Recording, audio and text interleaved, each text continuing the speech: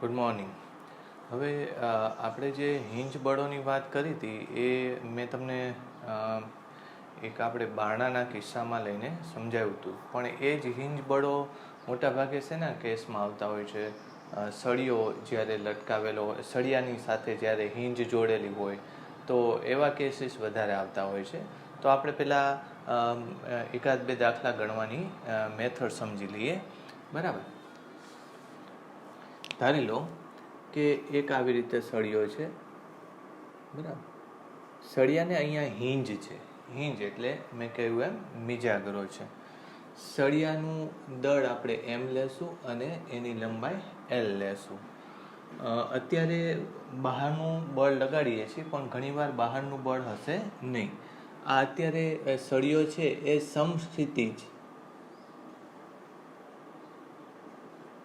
સમતલ અથવા તો હોરિઝોન્ટલ પ્લેનની અંદર છે, એટલે ટેબલ ઉપર આ સળિયો પડેલો છે એવું વિચારો. અને અહીંયા બળ લગાડીએ છીએ એફ એ ધારી લો કે 37 ખૂણે અથવા તો થીટાના ખૂણે લગાડીએ છીએ. તો આની અંદર સૌથી પહેલાં તો એમ કે આનું પરિભ્રમણ થશે. આપણે સમજીએ, પરિભ્રમણ થાય તો પરિભ્રમણ તો થવાનું છે, કારણ કે અહીંયા હિંજ છે એને આપણે બળ લગાડીએ, ટોર્ક ઉત્પન્ન થશે, પરિભ્રમણ થશે. જો પરિભ્રમણ થાય તો આલ્ફા કેટલો? બરાબર. જો હા તો આલ્ફા કેટલો? પહેલો પ્રશ્ન આ છે. આ પ્રશ્ન સહેલો છે. આપણે જે શોધવા માંગીએ છીએ હિંજ બળ એ બીજો પ્રશ્ન છે, પણ પહેલાં આલ્ફા એમાં જરૂર પડે છે, એટલે હું અહીંયા આલ્ફા પણ પહેલાં લઈ લઉં. બરાબર. તો સૌથી પહેલાં તો આલ્ફા લેવા માટે શેનો યુઝ કરવો પડે? ટોર્કનો યુઝ કરવો પડે. બરાબર. તો બે રીતે થઈ જશે કે એક તો પહેલાં ટોર્ક શોધી કાઢો. તો અત્યારે ટોર્ક કેટલું છે? ટોર્ક બરાબર આઈ ગુણ્યા આલ્ફા. હવે એના ઉપરથી જો લઈએ આલ્ફા ઇઝ ઇક્વલ ટુ ટોર્કના છેદમાં આઈ. ટોર્ક કેટલું થશે અત્યારે? તો ટોર્ક એટલે એફ એલ.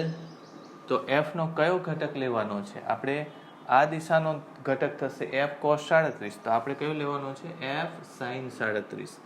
એટલે એફ સાઇન 37 એટલે 3/5 અને ગુણ્યા એલ. આ એનું ટોર્ક થયું. ડિવાઇડેડ બાય આઈ લેવાનું છે. આના અનુરૂપ એનું પરિભ્રમણ થાય છે. તો સળિયાની લંબાઈ એલ હોય ત્યારે એના છેડાના અનુરૂપ એની પરિભ્રમણ લઈએ તો કેટલું થશે? તો કે એનું જડત્વની ચાક માત્રા કેટલી થશે? તો કે ml²/3 આવું થશે. એક એલ નીકળી જશે. બરાબર. ઓકે. પછી 3 ઉપર લઈ લો એટલે 9/5 ગુણ્યા f/ml. આટલો આલ્ફા થશે. બરાબર. આ પહેલો પ્રશ્ન છે કે આલ્ફા કેટલું થાય. આલ્ફાનો યુઝ કરીને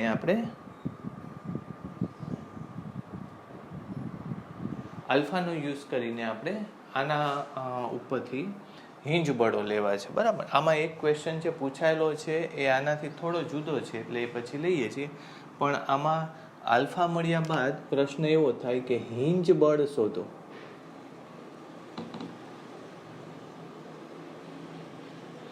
બરાબર. તો મેં તમને એક બહુ સરળ વાત કરી હતી કે હિંજ બળ તમારે બળની દિશામાં કાં તો બળની લંબ દિશામાં લેવું. અત્યારે આ અક્ષ છે તો અક્ષની દિશામાં લઈ લો, કારણ કે બળની દિશામાં લેવાથી આપણે 37નો ખૂણો લાવવો પડશે.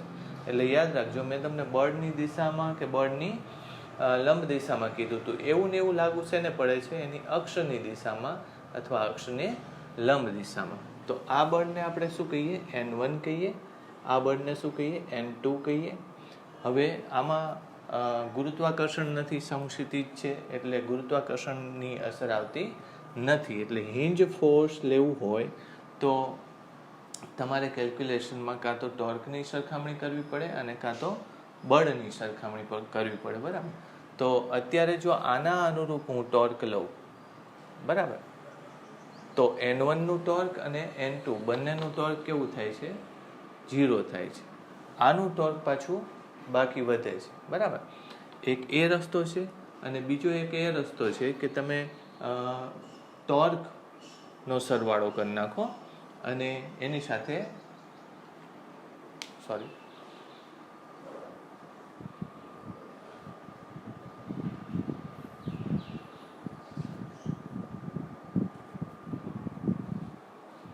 હા એટલે પહેલાં તો આમાં શું લઈ શકાય કે બળ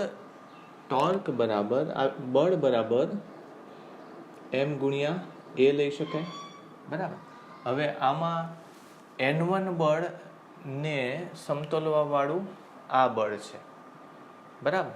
એટલે તમે જોશો તો એ કયું બળ થશે તો કે F cos 37 એટલે cos 37 એટલે 4/5 એ બળ આ દિશામાં લાગે છે, એ N1 ને સમતોલે છે. એટલે અહીંયા શું લખી લેશું N1 બરાબર F cos 37 એટલે 4/5 ગુણ્યા F, આ N1 આવી ગયું, બરાબર. હવે એવી જ રીતે N2 ને સમતોલવાવાળું આ બળ છે એ કયું છે F sin 37 એટલે 3/5, બરાબર. તો N2 અત્યારે કઈ દિશામાં થાય છે? બે એક જ દિશામાં થાય છે. તો ભલે એને આપણે શું કરવું જોઈએ, એની સામેનું કયું બળ છે એ સમજી દો. પહેલાં સમજજો મારી વાત કે N1 ની સામેનું બળ આ છે, એટલે એ બે એકબીજાને શું કરતા હશે, કારણ કે સળિયો આમે નથી જતો, સળિયો આમે નથી જતો, એટલે આ બળ ને આ બળ તો બે કેવા હોવા જોઈએ, સરખા જ હોવા જોઈએ. આ બે બળો એક દિશામાં થયા તો એ બંને બળોનો સરવાળો કરી નાખીએ અત્યારે, અને એ સરવાળો શું કરશે તો કે આ સળિયાને ગતિ કરાવે છે કેટલા પ્રવેગથી, તો કે એ સળિયાને બે પ્રવેગ છે. સળિયાને એક પ્રવેગ આ દિશામાં આવશે કયો AT, અને બીજો પ્રવેગ આ દિશામાં આવશે કયો AR. એટલે મારી વાત સમજો, પેલી આ વસ્તુ તો વાંધો નથી, પણ આ પછી લઈએ આપણે. પણ આપણે આ બે બળો બેલેન્સ નથી થતા. કયા N2 અને 3F/5 બેલેન્સ નથી થતા, કારણ કે સળિયો ફરે છે. અને સળિયો ફરે છે તો શેનાથી ફરે છે તો કે પ્રવેગી ગતિથી. કોણે કીધું? તો મેં આની પહેલાં જ વાત કરી કે જ્યારે તમે બળ લગાડો ત્યારે આલ્ફા હોવો જોઈએ, અથવા આલ્ફા હોય તો જ એ ટોર્ક ધરાવે. અત્યારે ટોર્ક છે એનો મતલબ એમ કે આલ્ફા છે. એટલે હવે તમે સમજો કે સળિયા ઉપર ચોખ્ખું ઉપર તરફનું કેટલું બળ લાગે તો કે N2 પ્લસ 3/5 ગુણ્યા F, અને આ 0 નથી કારણ કે સળિયો કંઈક પ્રવેગથી ગતિ કરે છે. તો પછી આપણે શું લખી નાખીએ M ગુણ્યા A. એ કયો પ્રવેગ આવશે તો કે આપણે A માટે જો લઈએ તો A બરાબર √AR² પ્લસ AT² થતું હોય છે. પણ અત્યારે AR² 0 થાય, AR 0 થાય. શું કામ બોલો? કારણ કે સળિયો અહીંયા સ્થિર છે અને એને કોઈ પ્રારંભિક કોણીય પ્રવેગ નથી. પ્રારંભિક કોણીય પ્રવેગ નથી એટલે AR બરાબર R⍵² જે લખીએ છીએ આપણે, એમાં ઓમેગાની કિંમત કેવી થઈ જાય છે 0, બરાબર. એટલે અહીં શું લખશું, પહેલાં હું આમ લખી નાખું R⍵² = 0, કારણ કે ઓમેગાની કિંમત 0 છે. પ્રારંભિક એને કોઈ સ્થિર હતો અને પછી આપણે એમાં ટોર્ક લગાવીએ છીએ, બરાબર. એટલે AR 0 છે તો પછી A બરાબર શું થઈ ગયું AT થઈ ગયું. એને આપણે આમાં AT લખી શકાય. વાત સમજાણી? ઓકે. તો N2 બરાબર M. હવે AT ની જગ્યાએ શું લખાય તો કે આલ્ફા ગુણ્યા R, બરાબર. આલ્ફા ગુણ્યા R એટલે કેટલું થશે સળિયાની લંબાઈ, બરાબર. તો એને આપણે L લઈ લઈએ, એટલે M. AT ની જગ્યાએ મેં આલ્ફા ગુણ્યા R લખ્યું, બરાબર. આલ્ફાની કિંમત આપણે મૂકી દઈએ. આલ્ફાની કિંમત આટલી આવી 9F/5 ml, એટલે 9F/5 ml અને ગુણ્યા ml. આ ml નીકળી ગયું એટલે 9/5F આવ્યું. તમે જે બળ લગાડો છો એ બળમાંથી N2 કેટલું બળ બની જાય છે 9/5F જેટલું. N1 કેટલું બની જાય છે તો કે 4/5 જેટલું N1 બની જાય છે.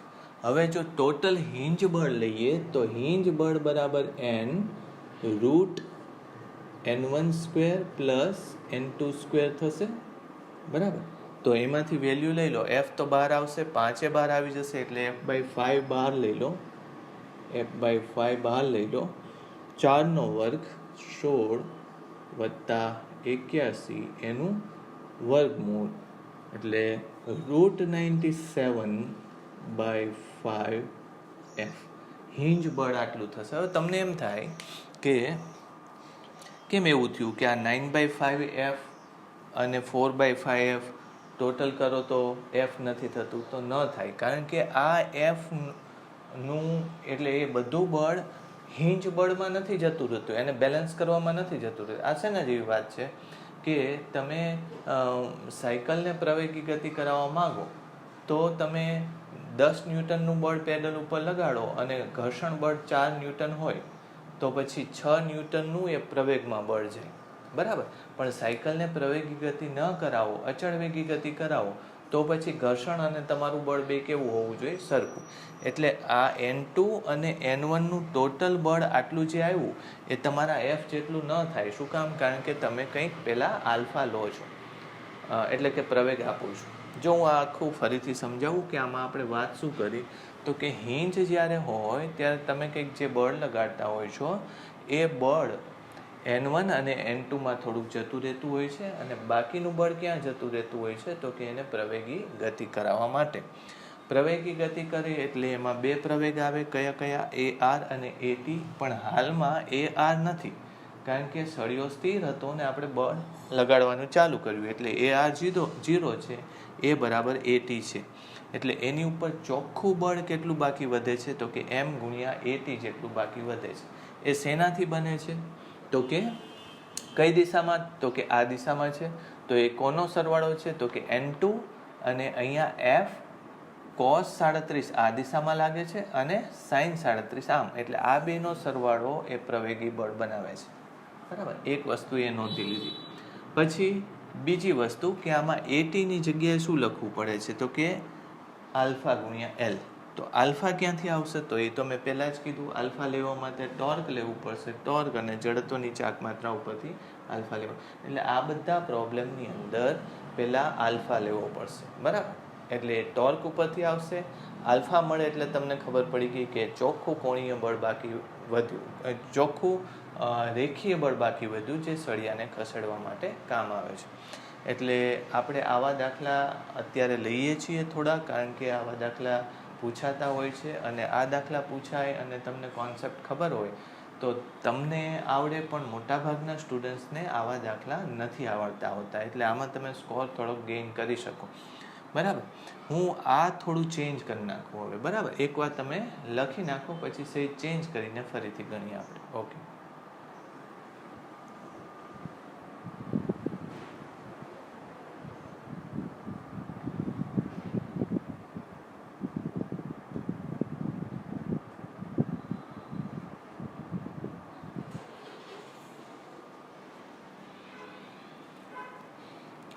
સિચ્યુએશન આપણે એની એ જ રાખીએ, પણ હિંજને આપણે થોડેક ક્યાંક બીજી જગ્યાએ મૂકી દઈએ, બરાબર. એટલે એ પણ એક પ્રેક્ટિસ તમને થઈ જાય. હિંજ આપણે છેક છેડે રાખેલી, એની જગ્યાએ હિંજ. આમ કોન્સેપ્ટ તો તમને આવડી ગયો છે, એટલે કોઈ પ્રોબ્લેમ આવશે નહીં. હિંજ ક્યાં રાખો છો? તો કે L/3 જેટલા અંતરે હિંજ રાખી દઈએ અત્યારે.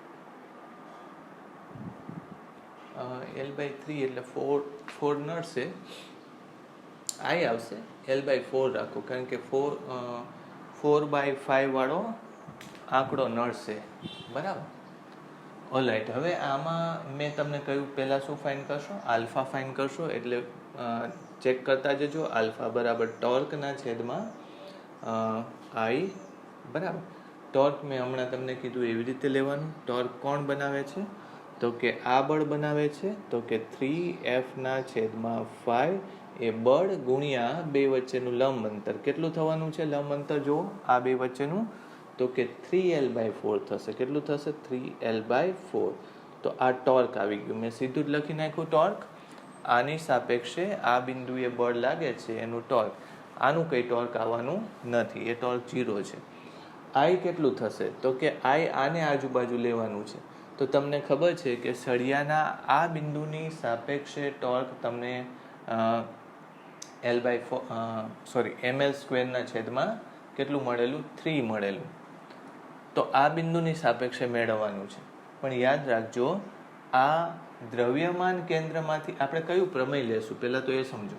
બરાબર, તમને આ અક્ષની આજુબાજુ એનું જડત્વની ચાક માત્રા ખબર છે, ml સ્ક્વેરના છેદમાં 3. તો પછી આપણે અને આ અક્ષની આજુબાજુ લેવું છે. તો આ બે અક્ષો કેવી થઈ? સમાંતર અક્ષ. એટલે કયું પ્રમેય લેવું પડશે? સમાંતર અક્ષ પ્રમેય લેવું પડશે. સમાંતર અક્ષ પ્રમેયમાં કેવું છે? તો કે આઈ, અત્યારે લખું છું પણ આપણે ભૂસી નાખશું, IC પ્લસ MD². એટલે આ શું છે? તો કે જડત્વની ચાક માત્રા દ્રવ્યમાન કેન્દ્રને અનુરૂપ લેવાની છે. બરાબર, પણ આ દ્રવ્યમાન કેન્દ્ર નથી. તો પછી કયું બિંદુ લેવું પડશે? સેન્ટર લેવું પડશે. તો સેન્ટરને અનુરૂપ જડત્વની ચાક માત્રા કેટલી છે? તો કે ml સ્ક્વેરના છેદમાં 12. બરાબર, તો એ લખીએ ml સ્ક્વેરના છેદમાં 12. એટલે આ વસ્તુ આવી ગઈ. પ્લસ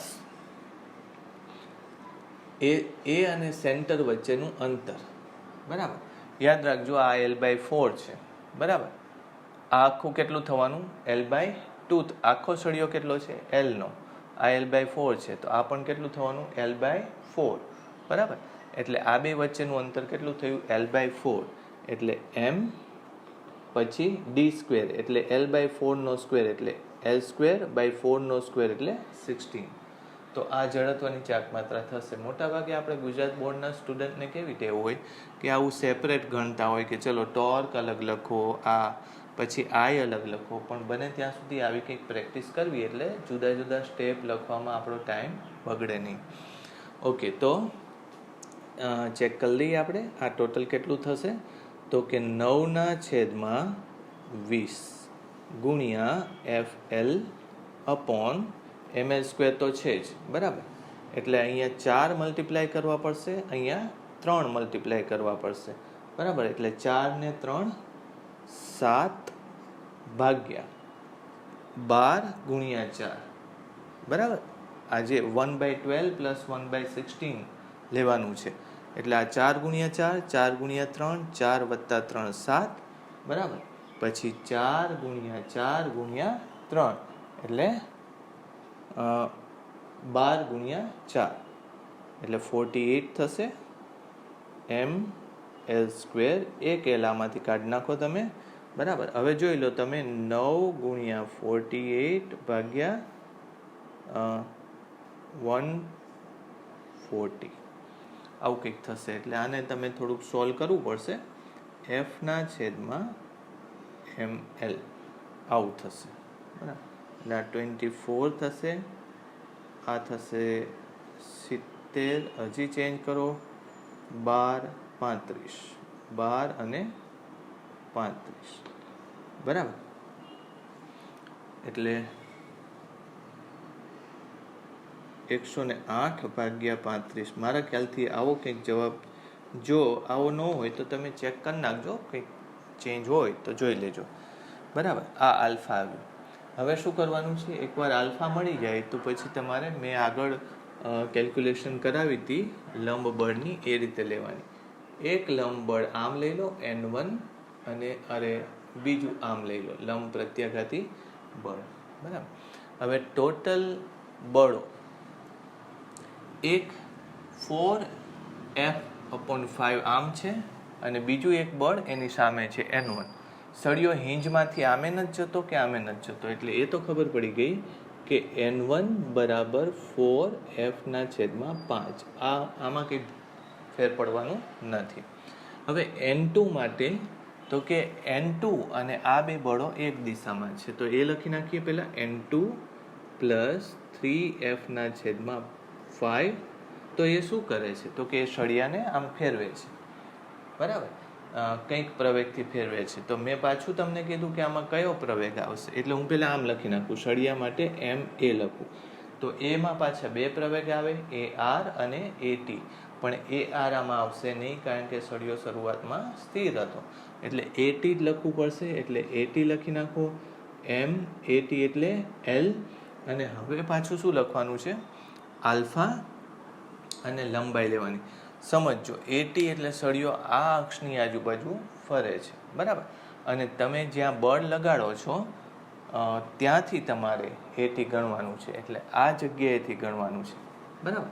એટલે કેટલું થશે બોલો, આલ્ફા અને કેટલી અંતર લેવાનું થશે, આટલું અંતર લેવાનું થશે, એટલે આ છે L/2, અથવા ગણી લો ને 3L/4 થાય ને, આટલું અંતર કેટલું થશે, 3L/4 જેટલું અંતર થશે.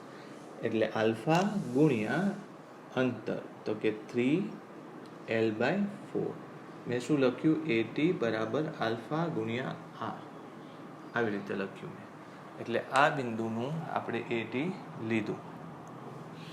ઓકે, તો હવે આલ્ફાની વેલ્યુ મૂકવી પડશે અને એનને કરતા બનાવવો પડશે, એટલે N2, પછી અહીં લખીએ M, પછી આલ્ફા કેટલો આવ્યો, તો કે 108/35 F/ml.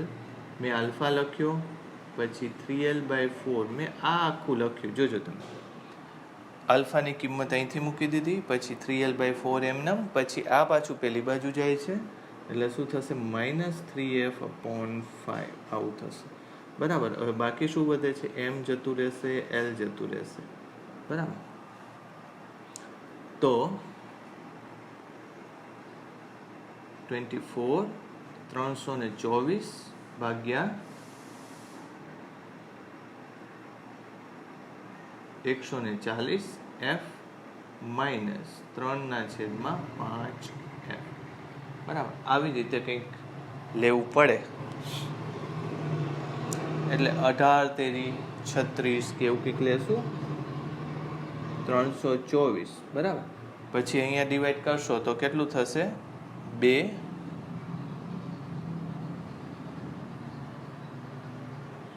28 ગુણ્યા 3,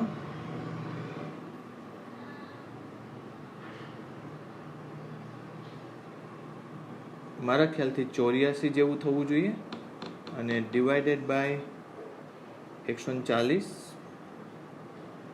ક્લિયર, F.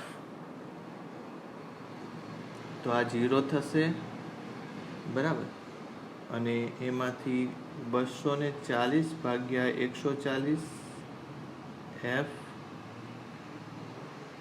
12/7, બરાબર. આવું કંઈક આવવું જોઈએ, N2 12/7 F આવવું જોઈએ. ચેક કરી લેજો, કદાચ આમાં કેલ્ક્યુલેશનમાં થોડીક ભૂલ હોય, બરાબર.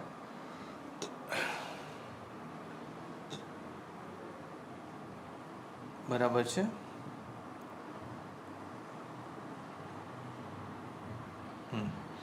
ઓકે, પછી આ થશે 28,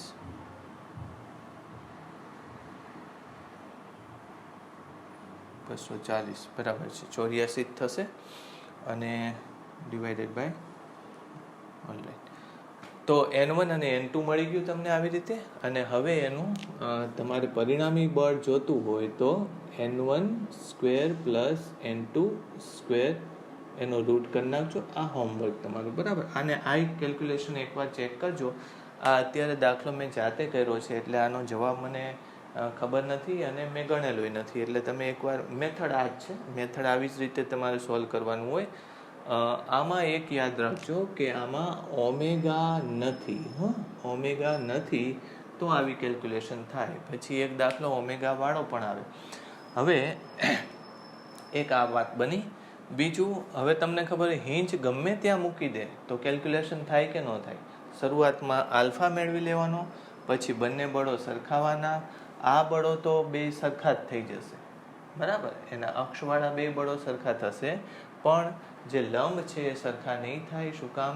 આ તમને ખબર છે કે પેલું ઘણા કિસ્સામાં આપણે કીધું હતું કે કોઈ પદાર્થ ગતિ કરતો હોય તો આ બાજુનું બળ હોય, તણાવ બળ હોય, છતાંય પદાર્થ ગતિ કરે. આવું હું તમને એક્ઝામ્પલ આપું. આમ પદાર્થ લટકાડેલો હતો પુલી સાથે, તો અહીં તમે શું લખતા હતા, mg, ઉપરનું બળ કયું, તણાવ બળ, તો તમે આવું કરતા હતા, mg બરાબર t, આવું નહોતા કરતા. શું કામ? કારણ કે પદાર્થ પોતે પ્રવેગી ગતિ કરતો હતો, એટલે તમે શું કરતા હતા, mg - t = m ગુણ્યા a, એટલે પ્રવેગ ગુણ્યા દળ કરતા. બસ એક્ઝેક્ટ તમે સરખાવશો તો ચાક ગતિમાં મેં આ જ કર્યું છે. ચાક ગતિમાં ઉપરનું બળ કેટલું થયું? આટલું. એ શું કરે છે? તો કે એને પ્રવેગ આપે છે. કેટલો પ્રવેગ આપે છે? તો કે એટી જેટલો. એટી એટલે શું? તો કે આલ્ફા ઇન્ટુ ટી, બરાબર, આલ્ફા ઇન્ટુ એલ, સોરી, એ મૂકી દો એટલે આવો કંઈક જવાબ આવશે. એકવાર જોઈ લો અને એકવાર જાતે ગણતરી કરવાનો પ્રયત્ન કરજો, બરાબર.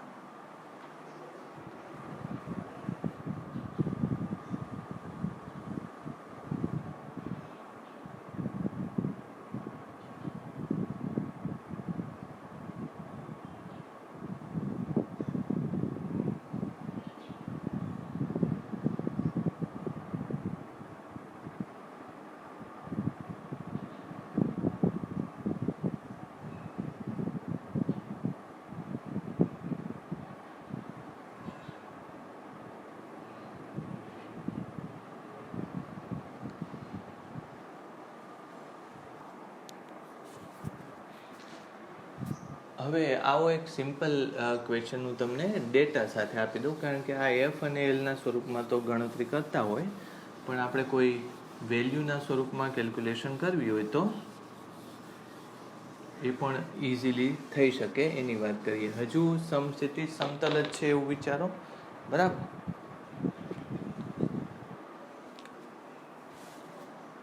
આવી રીતે લો, આનું દળ લો,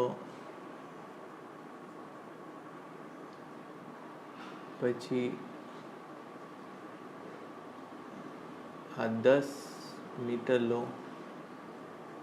3 ન્યૂટન એવું કંઈક બળ લગાડો ઉપર તરફ જ બળ લાગે છે એવી સાદો પ્રશ્ન લઈએ આપણે. તો આમાં આલ્ફા અને લંબ બળો લેવા છે. તો આલ્ફા તો સહેલાઈથી મળી જશે. આલ્ફા બરાબર ટોર્ક કેટલું થાય? બોલો. ટોર્ક થાય 3 ગુણ્યા 10 એટલે 30 C2 થાય. આઈ કેટલું થશે? મેં આ હિંજ લીધી છે એટલે એને અનુરૂપ આઈ કેટલું થશે? તો કે ml²/3. 3 ઉપર જતું રહ્યું તો m કેટલું છે? 3. અને l કેટલું છે? 10. તો એનો સ્ક્વેર એટલે 100. આવું થશે આલ્ફા, બરાબર. તો ટોટલ થશે આ 3 જતું રહ્યું એટલે 3/10. 3/10 રેડિયન પ્રતિ સેકન્ડ સ્ક્વેર. આવું આલ્ફા આવ્યું, બરાબર. હવે પાછું લેવું છે n1 n2. તો મેં તમને કીધું કે આ દિશામાં આને કદાચ n1 લઈ લો, આને કદાચ n2 લઈ લો, તો એ વેલ્યુ તમને મળી જશે. તમને n1ની કિંમત કેટલી છે? તો કે n1ની કિંમત અત્યારે 0 છે. જુઓ, એની સામે કોઈ બળ નથી, તો n1ની કિંમત કંઈ છે નહીં. તો n2 અને 3 ન્યૂટનનું બળ એને ઉપર ખસેડે છે. તો ઉપર ખસેડે છે તો શેનાથી ખસેડે છે? તો કે m ગુણ્યા એટી. પછી એ મેં તમને કીધું એટી એટલે આલ્ફા ગુણ્યા એલ, આખી લંબાઈ એલ જ છે. તો એમની કિંમત છે 3 ગુણ્યા આલ્ફા કેટલું આવ્યું? તો કે 3/10 ગુણ્યા એલ કેટલું આવ્યું? તો કે 10, બરાબર ને. તો 10 નીકળી ગયા એટલે આ આવશે 9. તો n2ની કિંમત આવી 6, બરાબર. તો પરિણામી n કેટલું આવ્યું? હિંજ બળ કેટલું આવ્યું? તો કે 6 ન્યૂટન આવ્યું, બરાબર. તો આવી રીતે કેલ્ક્યુલેશન થતી હોય છે. હિંજ બળ શોધવાની જ વાત હોય મોટાભાગે. આમાં આપણે કે ક્વેશ્ચન શું આવશે? ફાઇન્ડ હિંજ ફોર્સ અથવા તો હિંજ બળ શોધો, બરાબર. તો આ એક મેં સરળ ઉદાહરણ, અને આ પૂછાયેલો પ્રશ્ન છે, બરાબર. પીએમટી કે નીટનો જ છે મારા ખ્યાલથી. નીટનો પ્રશ્ન છે હિંજ બળનો. બહુ ઇઝી છે, જોઈ લો ઝડપથી એકવાર, બરાબર.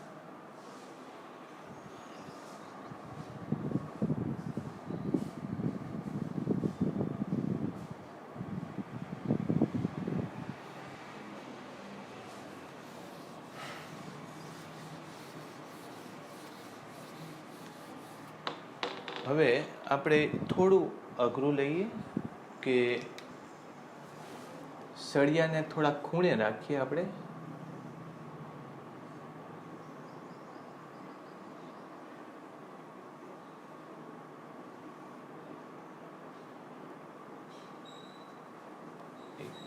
ચેન્જ કરી નાખીએ.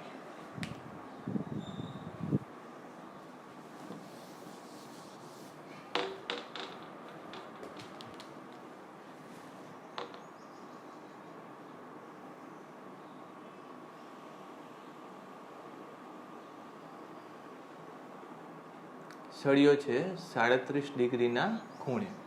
અને હવે સમક્ષિતિજ સમતલ નથી, આને આપણે ઉધ્વ સમતલ લઈએ છીએ, બરાબર. એટલે વર્ટિકલ પ્લેન, અને વર્ટિકલ પ્લેનમાં આપણે સમક્ષિતિજ સમતલમાં શું લખ્યું હતું? એફ લખ્યું હતું. તો વર્ટિકલ પ્લેનમાં શું આવશે? ગુરુત્વાકર્ષણ બળ આવશે, બરાબર. એટલો ચેન્જ આવશે આમાં.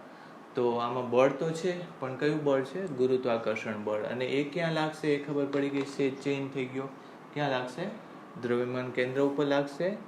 અને એ બળને આપણે mg આમ નીચે લખી નાખી, બરાબર. આમ કંઈ નથી, પણ થોડુંક એવું આપણે કોન્સેપ્ટ ચેન્જ કરી નાખ્યો. આપણે હિંજ અહીંયા, અને હજુ જો આને અઘરું બનાવવું હોય તો હિંજ ક્યાંક થોડીક નીચે મૂકી દો, બરાબર.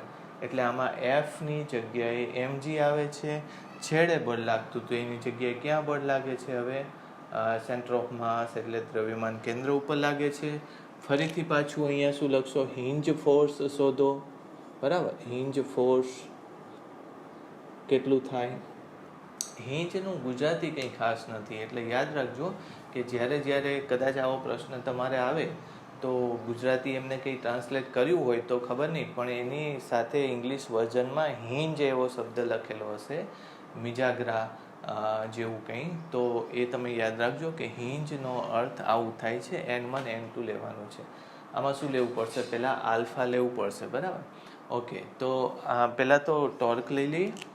તો આલ્ફા બરાબર ટોર્ક ભાગ્યા I. ટોર્ક લેવાનું કયા બળની અસર નીચે? તો કે mg બળની અસર નીચે ટોર્ક લેવું છે. એટલે પહેલાં તો mg તો એમને એમ આવી જશે. પછી કયું? આ લેવું પડશે. આ લંબાઈ કેટલી છે? તો કે L/2. આ લંબાઈ કેટલી થશે? L/2. L/2 નો આ ઘટક જોઈએ છે મારે, તો L/2 cos 37, બરાબર. એટલે અહીંયા હું શું લખીશ? L/2 cos 37 નો અર્થ થાય છે 4/5. આ ટોર્ક આવી ગયું આખું. mg લંબાઈ L/2 cos 4/5. I લેવાનું થાય હવે, બરાબર. તો I કઈ જગ્યાએ છે? તો કે આ જગ્યાએ છે. તો એમાં વાંધો નથી, ml²/3 લેવાનું, બરાબર. મેં હમણાં જ તમને કીધું કે અઘરું બનાવવું હોય તો બની જશે. તમે આ હિંજને અહીંયા મૂકી દો તો અઘરું બની ગયું, બરાબર. પણ તમને કોન્સેપ્ટ તો ખબર છે.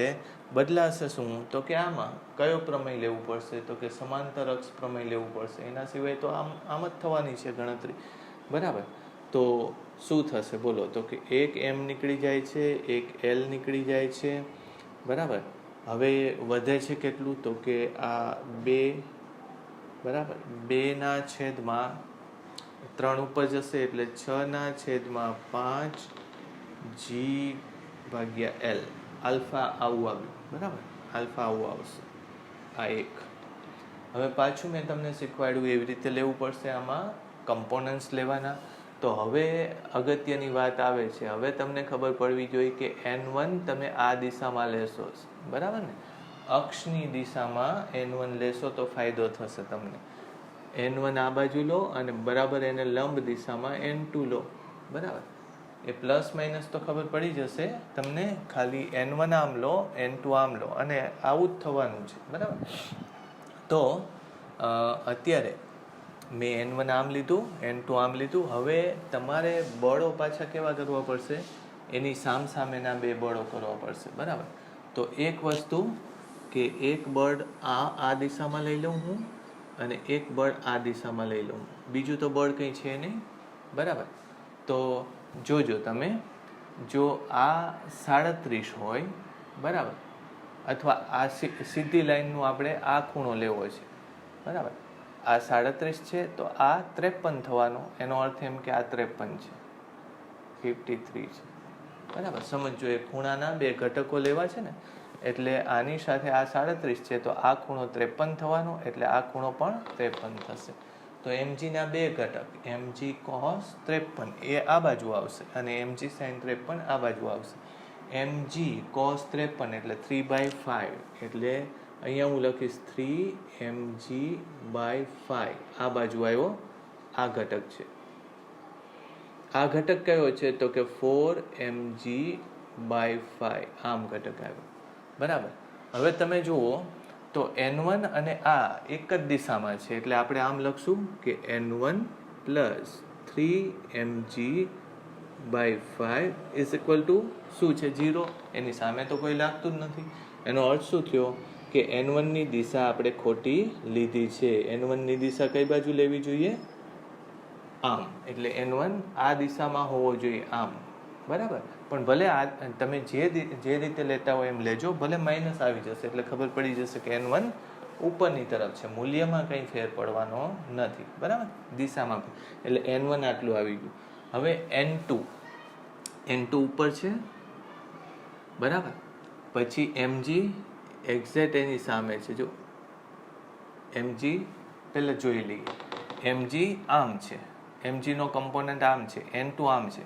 પછી સળિયો આ દિશામાં આમ કે આમ જાય છે? નથી જતો. એટલે મેં શું કર્યું? 0 કરી નાખ્યું.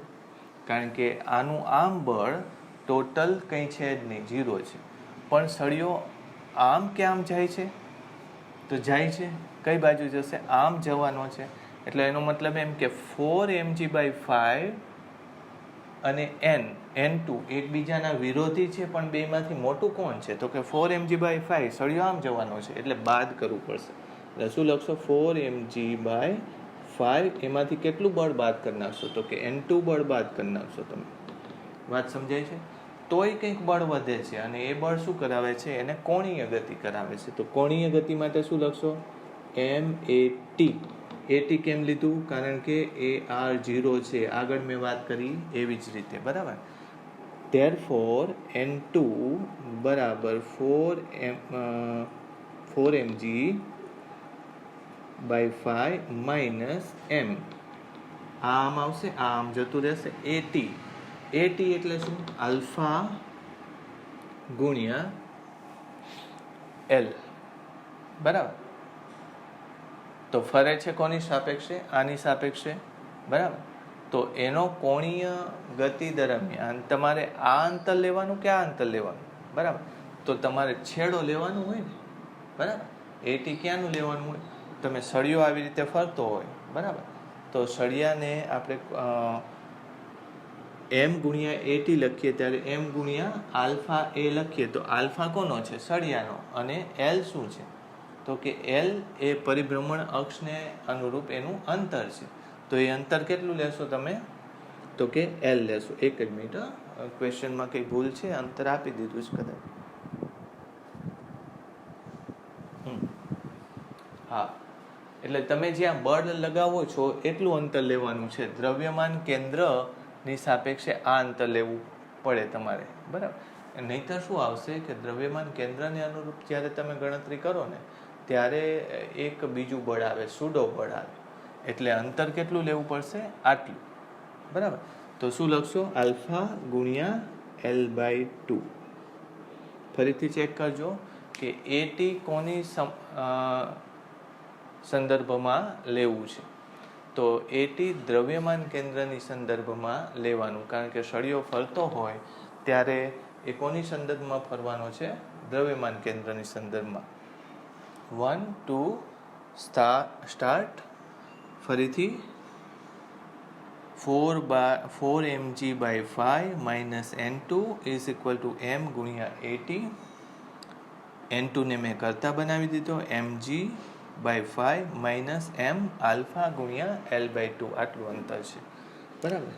તો 4mg/5 માઇનસ m આલ્ફા કેટલું આવ્યું? 6/5 g/l ગુણ્યા l/2.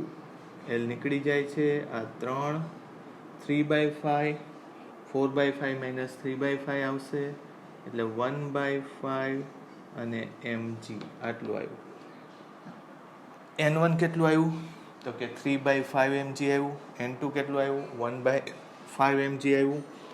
તો n કેટલું આવશે?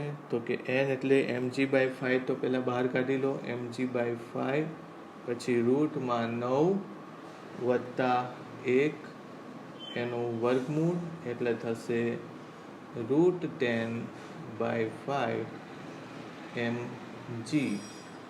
બરાબર. આવું કંઈક આવશે. એટલે કાં તો 2/√5 એવું કરી નાખો તો એ ચાલશે. 2/√2/5 આવી રીતે આ જવાબ આવી ગયો. એટલે મેં લીધું છે એનું એ જ છે, પણ મેથડ બદલાય છે. હવે હું તમને એક હોમવર્ક આપું, બરાબર, કે હોમવર્કમાં તમે જે આવી રીતે વર્ટિકલ પ્લેન જ છે, પણ અહીંયા ક્યાં મૂકી દીધો છે, L/3 એ હિંજ છે. કરો, આ દાખલામાં કંઈ આવું જ છે કે અહીંથી અંતર લીધું એની જગ્યાએ આ લેવાનું છે. આલ્ફા તમારે એ રીતે ફાઇન કરવો પડશે. આઈ પછી ટોર્ક, પછી આઈ કેવી રીતે લેવાનું, તો કે આનું તમારે લેવાનું ml²/12, પછી આ અંતર કેટલું થશે, L/3 છે ને, એટલે આ અંતર કેટલું, L/2 - L/3 લેવું પડશે, એટલે 1/6 જેટલું આ અંતર થશે, L/6 જેટલું આ અંતર થશે, બરાબર. એટલે આગળનો પેલો દાખલો શીખવાડ્યો છે IC+MD², એના પ્રમાણે લેવું પડશે. એ હોમવર્ક તમે કરી નાખજો એકવાર, બરાબર. પ્રેક્ટિસ માટે છે. આ દાખલો આવે જ એવું જરૂર નથી, પણ આના જેવા હવે ગમે તે આવે એ તમને આવડે જ, બરાબર. એ ટાઈપના આ પ્રશ્નો છે, બરાબર. જોઈ લો એકવાર.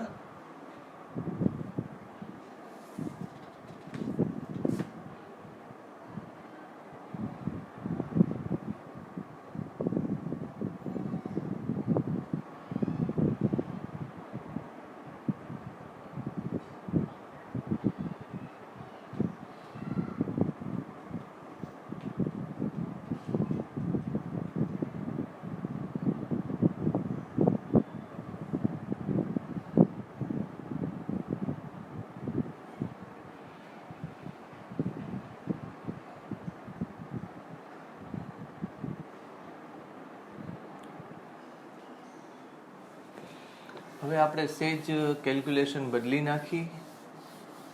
શું ચેન્જ થાય છે હું તમને કહું.